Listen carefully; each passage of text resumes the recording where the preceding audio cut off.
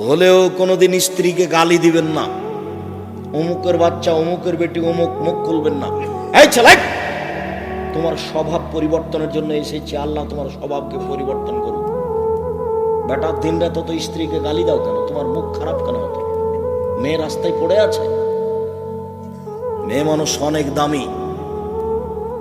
কিছু বোকা মহিলার কারণে আজকে মেয়েদের অবস্থা এই। মেয়ে অনেক দামি জিনিস। পৃথিবীতে এমন কোনো জিনিস নাই যেখানে শান্তি তৃপ্তি হতে পারে নারী ছাড়া।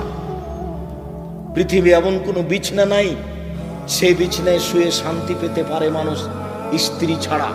পৃথিবীতে এমন কোনো খাদ্য নাই যে খাদ্য খেয়ে মানুষ শান্তি তৃপ্তি পেতে পারে স্ত্রী ছাড়া।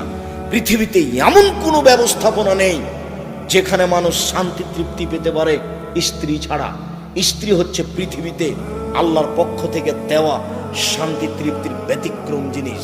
আল্লাহ তাআলা বলছেন, অমিন আইতিহান খালাকালাকুম মিন আনফুসিকুম আজওয়াজান লিতাসকুনু ইলাইহা।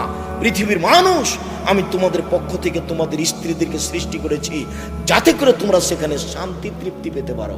ও হলো শান্তির বস্তু, ও হচ্ছে তৃপ্তির বস্তু, ও হচ্ছে আনন্দের বস্তু, সর্ব ধরনের কল্যাণের সুবিধার বস্তু ও। তাহলে তুমি একে গালি দাও কোন লজ্জায়? তোমাকে তো আমি বলেছি, জীবনে তুমি কোনোদিন বলবে না তোমার ঠোঁটটা মোটা।